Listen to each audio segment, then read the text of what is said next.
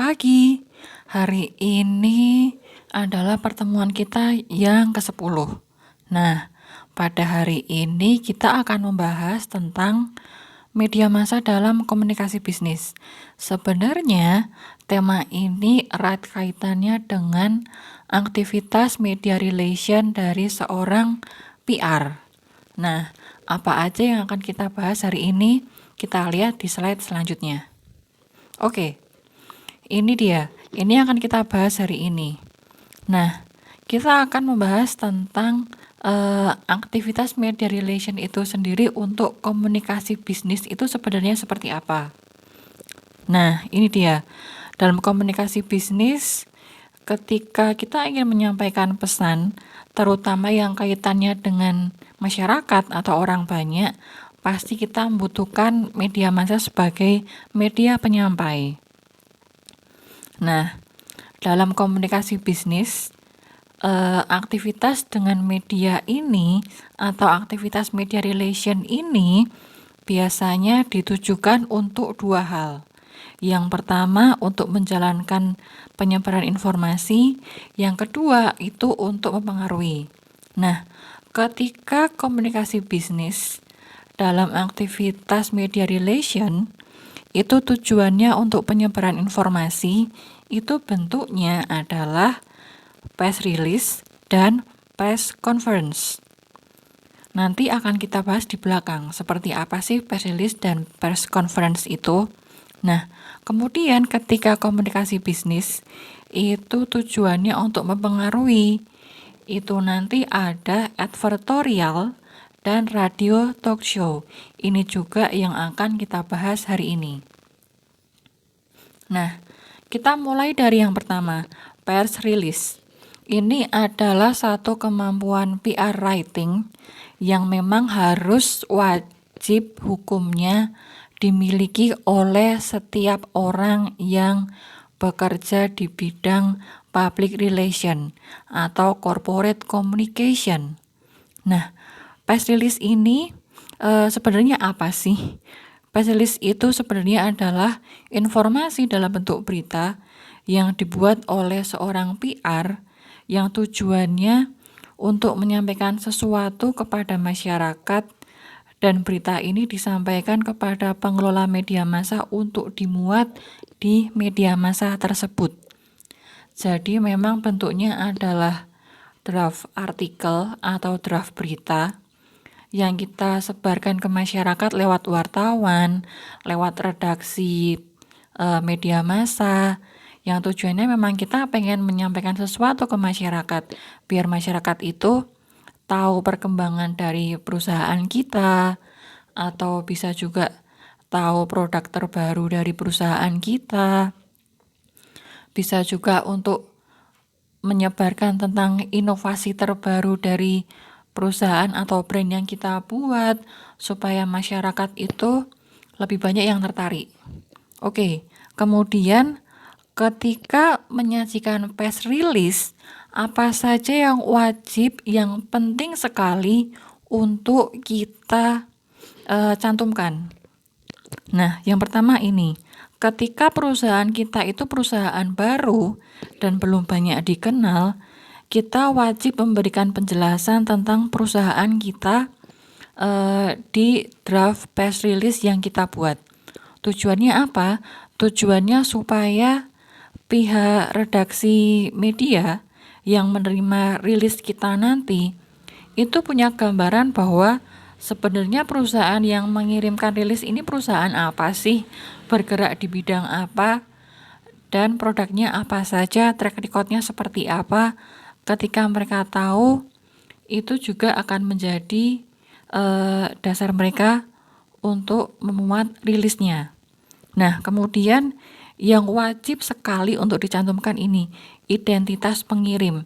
Dalam artian, dalam satu draft rilis yang kalian buat, di bagian bawah itu harus menyertakan nama PR officer yang membuat, yang menulis rilis itu, dan nomor yang bisa dikontak. Karena ini akan sangat penting dan akan sangat bermanfaat untuk menjalin media relation kalian dengan teman-teman media ke depan. Nah, kemudian yang nggak kalah penting ini, tanggal pembuatan press release. Dan pastinya tanggal pembuatan press release itu akan berbeda dengan tanggal event yang kalian beritakan dalam artikel. Dan ini harus menjadi perhatian. Kemudian ini, rilis itu wajib diberi judul. Jangan sampai kalian tidak memberi judul pada rilis. Karena judul yang kalian berikan pada rilis itu menjadi tolak ukur, menjadi dasar untuk teman-teman media untuk menuliskan artikel kalian di kolom berita mereka nanti. Jadi, apa yang kalian tulis dalam rilis akan sangat membantu teman-teman media untuk menuliskan beritanya. Nah, kemudian ini, syarat rilis itu apa sih?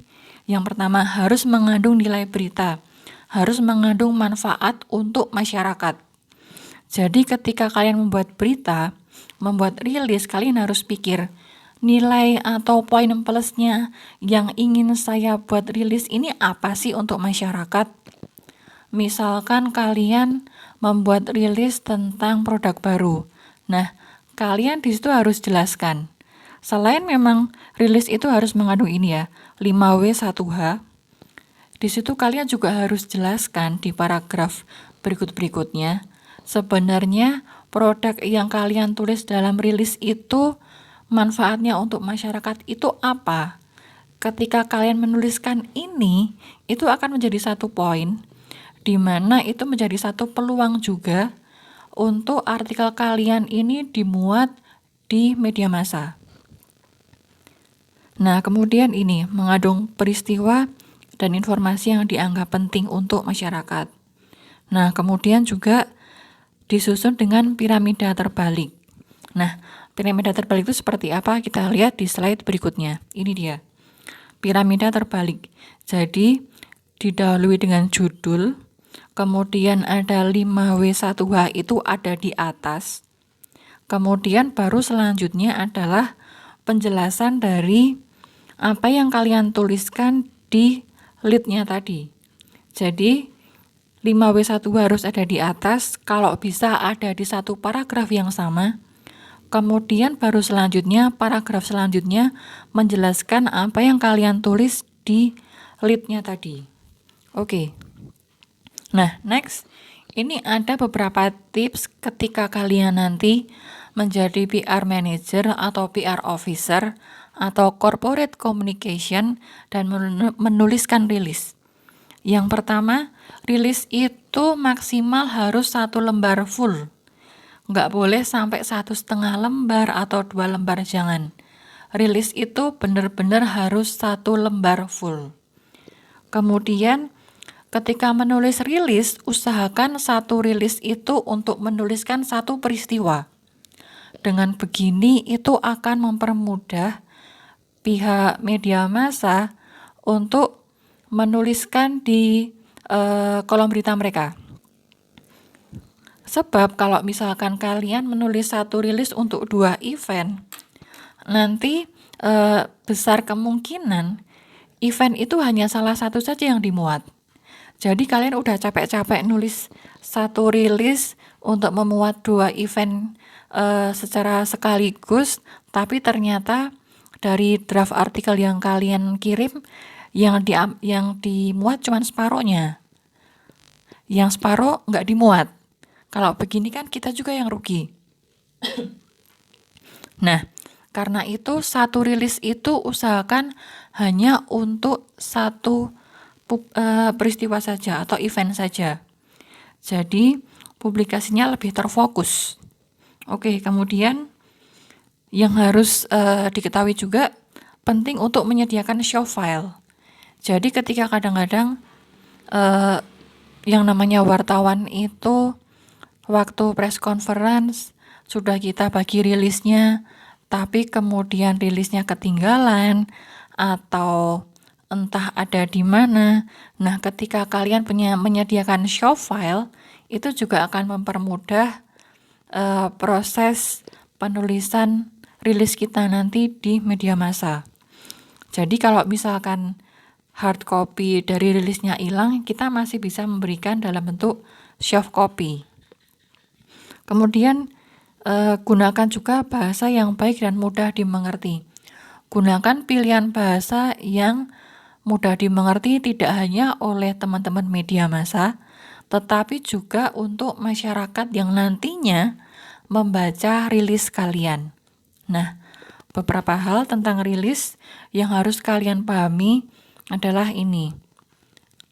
Pegang poinnya, harus ada 5W1H, ada di atas, baru kemudian penjelasannya, ada judulnya, kemudian harus menuliskan nama kalian dan kontaknya, kemudian untuk menuliskan apa yang harus ditulis itu harus terfokus, itu. Jadi ini yang harus kalian pegang untuk menuliskan rilis. Next kita masuk ke konferensi pers. Nah, konferensi pers ini diadakan oleh seorang tokoh atau seorang petinggi biasanya di sebuah organisasi untuk memberitahukan atau menginformasikan hal penting di hadapan wartawan atau teman-teman media massa untuk disebarkan melalui media massa mereka. Nah, beberapa hal yang wajib ada ketika kita sebagai PR itu membuat press conference. Itu ada beberapa. Yang pertama, media kit itu harus ada. Media kit itu isinya adalah rilis tadi, itu yang wajib ada.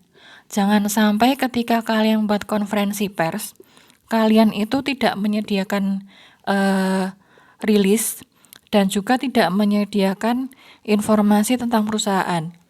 Jadi ketika misalkan kalian memang punya konsep bahwa kita tidak menyediakan rilis, tapi wartawan kita minta untuk mendengarkan penjelasan kita saat konferensi, ya sekali dua kali itu dimungkinkan, tapi tetap yang namanya informasi tentang perusahaan itu kalian harus memberikan.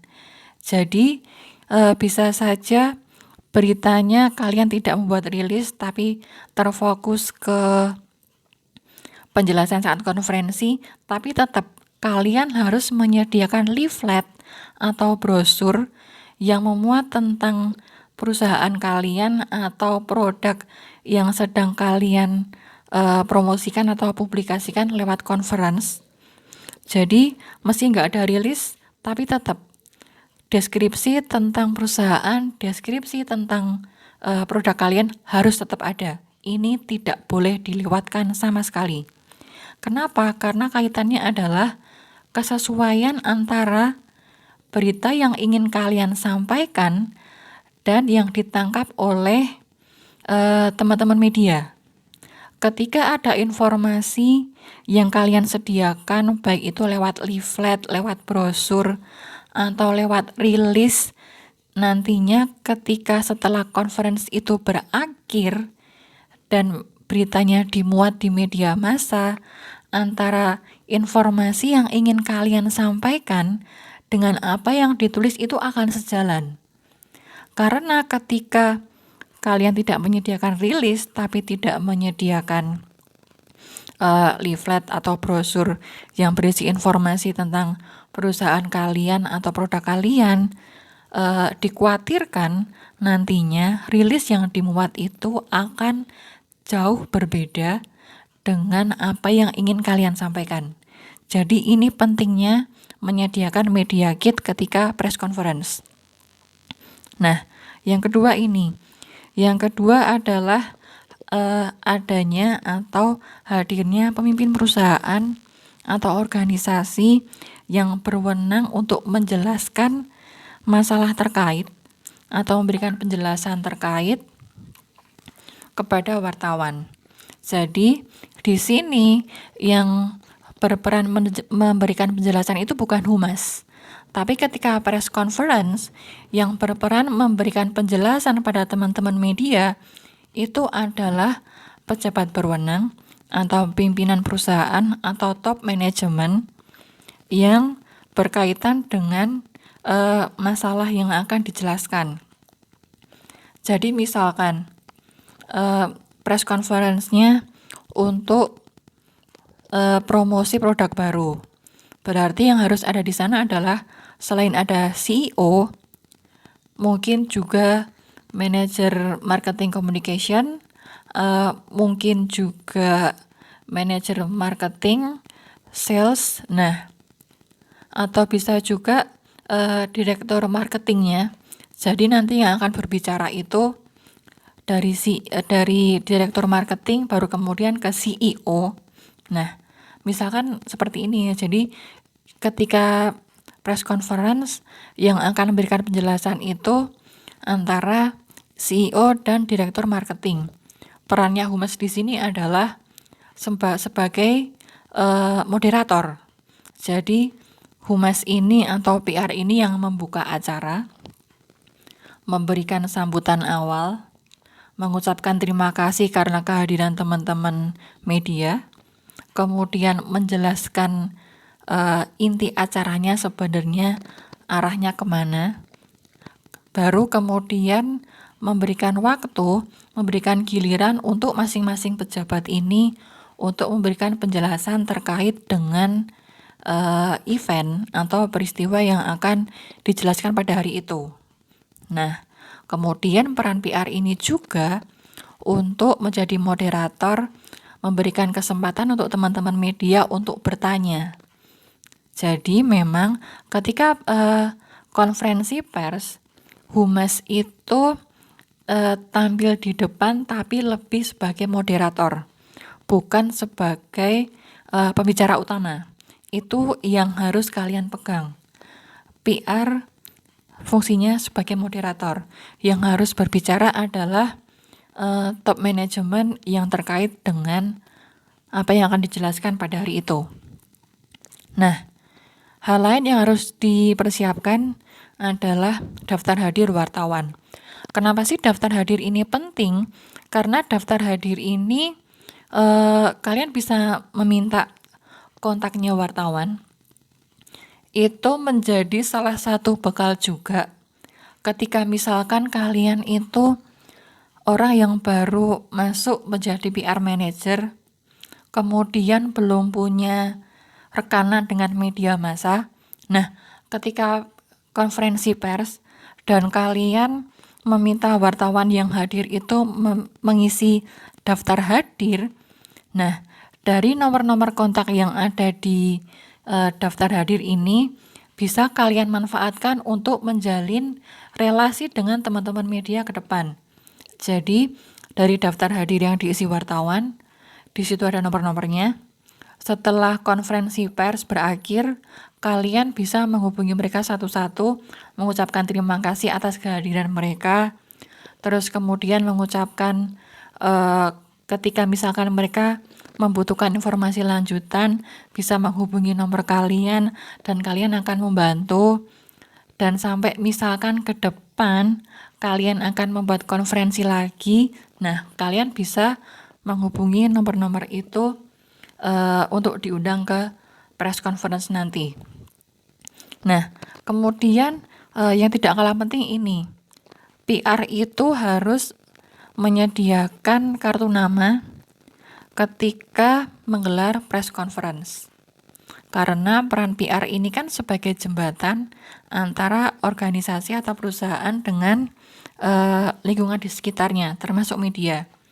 Jadi ketika press conference, ketika misalkan ada wartawan itu misalkan tadi lupa ngisi daftar hadir, atau misalkan mereka kehilangan rilis yang hard copy, kemudian mereka ingin memperdalam artikelnya. Nah, dengan adanya kartu nama yang kalian pasang, yang kalian bagikan dalam konferensi pers itu nanti, itu akan memudahkan teman-teman wartawan ini ketika ingin meminta informasi tambahan, mereka bisa dengan mudah menghubungi kalian.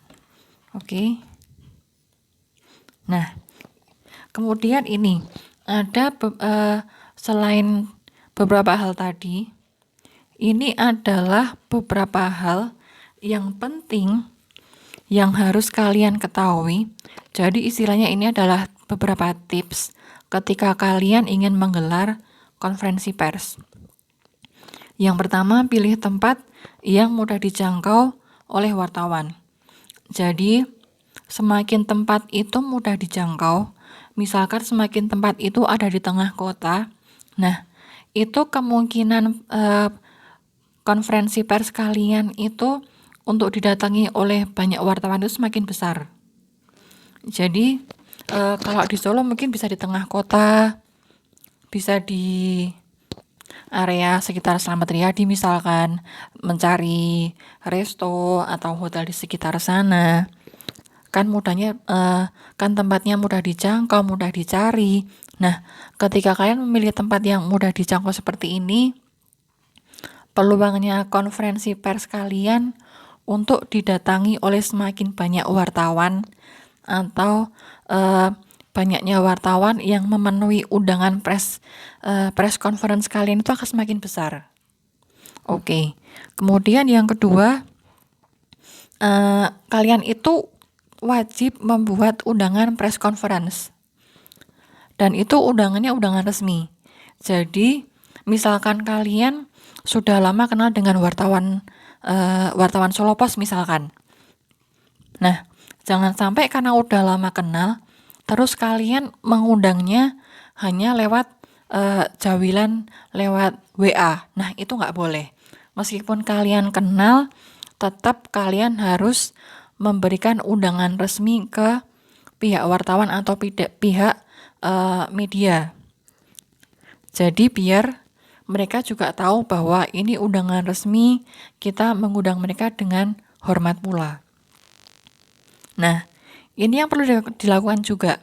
Cross-check agenda event di kota setempat di waktu yang berdekatan dengan press conference yang kita adakan. Sehingga press conference yang kita adakan itu tidak bertabrakan dengan agenda event lain. Misalkan gini, misalkan kita mau mengadakan press conference itu berkaitan dengan peluncuran produk baru kita. Tapi di saat yang sama ada misalkan pagelaran SIPA itu menggelar eventnya di hari pertama. Otomatis nanti yang namanya konsentrasi wartawan itu akan terpecah. Nah, jangan sampai ketika event kita itu berbarengan dengan event lain, kemudian press conference kita itu yang datang ke tempat kita cuma sedikit. Nah, maka dari itu kita harus cross check, ada nggak event lain yang lebih gede? Kalau ada event lain yang lebih besar dari event kita, otomatis kita harus mencari alternatif hari yang lain supaya yang datang ke press conference itu lebih banyak. Oke. Nah, ini yang wajib, yang bukan hal yang wajib, tetapi perlu juga dipertimbangkan. Itu memberikan treatment yang baik untuk wartawan. Treatment yang baik itu maksudnya, misalkan ketika press conference itu diadakan dari jam 10 sampai jam 12. Nah, ini alangkah baiknya ketika kalian press conference itu menyediakan juga makan siang untuk wartawan. Makan siangnya bisa nasi box, bisa juga dalam bentuk prasmanan, sekaligus untuk perkenalan dengan teman-teman media. Terus juga souvenir, itu juga harus dipersiapkan. Nah, kenapa ini harus dipersiapkan? Karena mau tidak mau, yang namanya treatment kita ke wartawan itu akan menentukan sepanjang apa artikel kalian akan dimuat di media. Kalau media cetak, itu treatment yang kita berikan untuk wartawan itu sedikit banyak akan mempengaruhi sebesar apa, sepanjang apa artikel rilis kita akan dimuat nantinya. Nah, kalau untuk radio, semakin ketika kita memberikan treatment yang baik, itu biasanya ada kemungkinan mereka akan menggunakan kita sebagai narasumber ketika mereka itu membutuhkan orang untuk ditanya. Nah, kemudian yang kelima ini, ketika kita membuat press conference, tapi kita itu belum punya kenalan dengan pihak media yang kuat. Alternatifnya apa? Nah, alternatifnya kita bisa menggunakan PR agency. Jadi PR agency ini yang secara khusus akan membantu kita untuk mengundang wartawan. Jadi fungsinya PR agency ini itu lebih seperti event organizer. Jadi event organizer yang membantu kita untuk menghandle event press conference ini. Jadi dari pihak PR agency yang mengundang wartawan, terus meng-cross check ada berapa wartawan yang fix akan hadir. Nah, itu yang bantuan yang sedikit banyak akan diberikan oleh pihak PR agency nantinya. Nah, kemudian ini sebenarnya ketika kita melakukan press conference, urutannya seperti apa sih? Nah, yang pertama ini registrasi wartawan dulu dan pembagian media kit atau paling enggak rilis. Kemudian ada pembukaan yang dilakukan oleh PR atau humas. Dan kemudian penyampaian inti materi dari pihak berwenang, top management atau CEO atau direktur marketing. Kemudian setelah itu selesai, kita masuk ke sesi tanya jawab. Setelah tanya jawab selesai, misalkan kita akan private show, nah itu bisa kita lakukan. Private show itu bisa, ya kalau fashion ada fashion show. Tapi kalau produk, misalkan handphone atau peralatan rumah tangga, kita bisa berikan demo produk. Kemudian setelah itu selesai, penutup. Nah, yang penting juga untuk diketahui, setiap orang yang terlibat dalam press conference itu, dan itu mewakili organisasi kalian, itu harus kalian bekali dengan informasi yang cukup tentang event yang kalian promosikan hari itu. Jadi, biar ketika wartawan bertanya dengan orang-orang yang mereka anggap adalah anggota dari perusahaan kalian, nah mereka ini bisa menjawab dengan benar dengan informasi yang sesuai dari yang kalian rencanakan pada awalnya. Oke? Nah, next kita akan masuk ke ini, advertorial.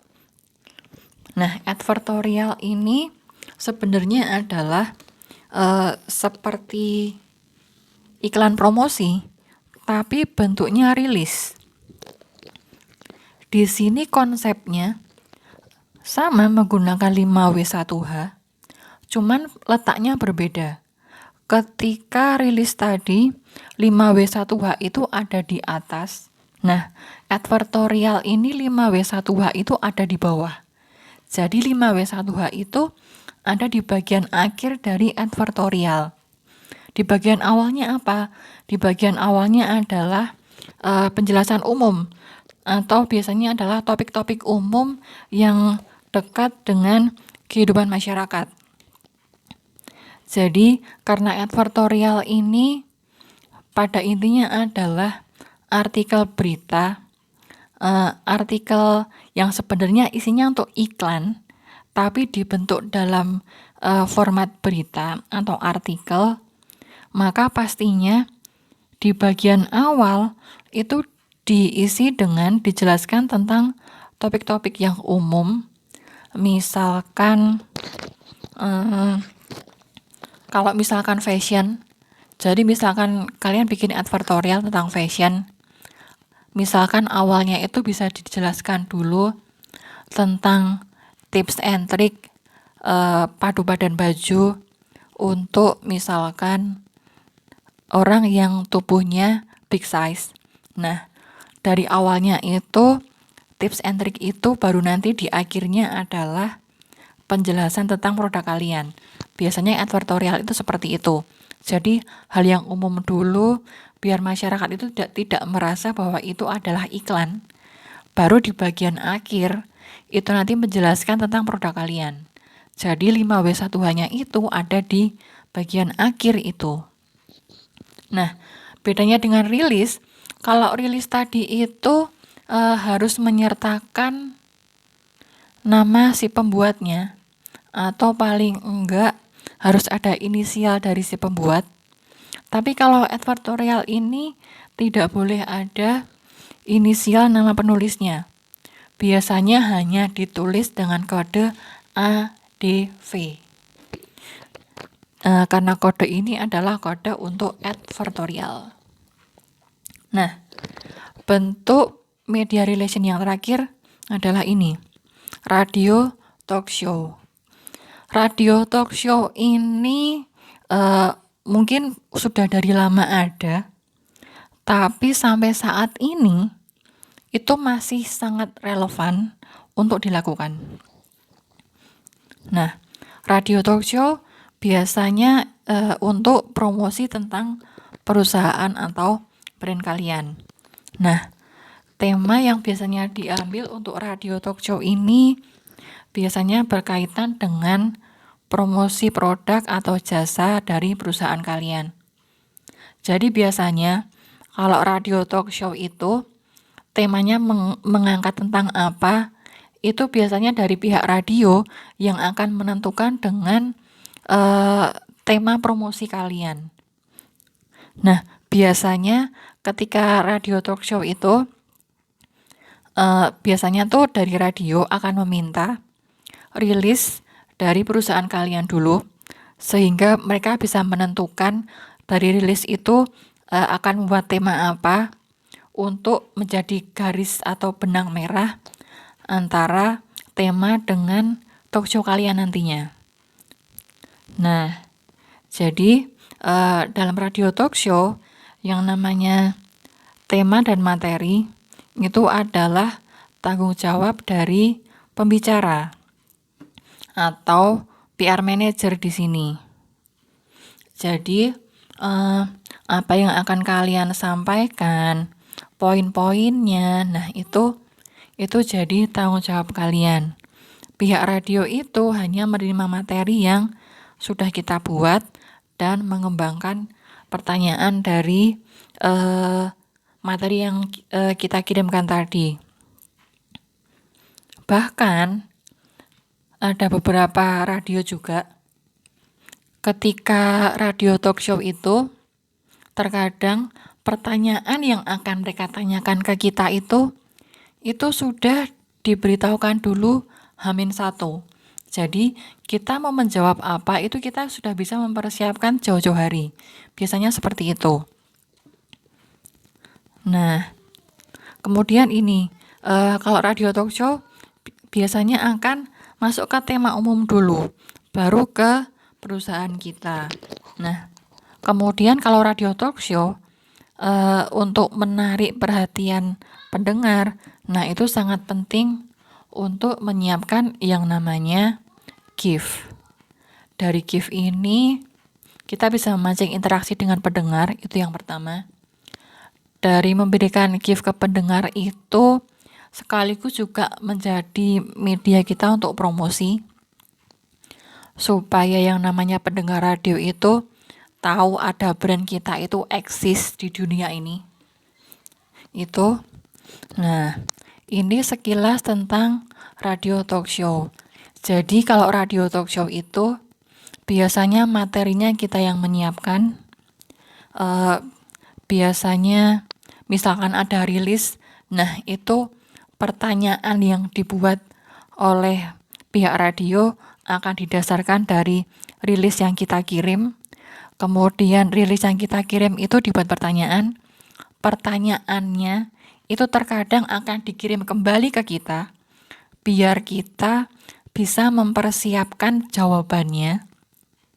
Nah, kemudian waktu hari H itu kita melaksanakan talk show sesuai dengan urutan pertanyaan yang sudah disiapkan dan jawaban yang sudah kita siapkan pula. Nah, sedikit banyak ini di balik layar dari radio talk show dan aktivitas media relation yang secara umum dilakukan oleh seorang PR manager, di mana aktivitas media relation ini itu merupakan bentuk komunikasi bisnis kita ke masyarakat dan publik yang ada di sekitar kita. Oke, sekian penjelasan untuk materi hari ini, penjelasan yang lumayan panjang, dan semoga kalian nggak bosan mendengarkan penjelasan ini dari awal sampai akhir. Sekian penjelasan hari ini. Kalau ada yang ditanyakan, silakan kita akan diskusikan di forum Google Classroom setelah ini. Terima kasih.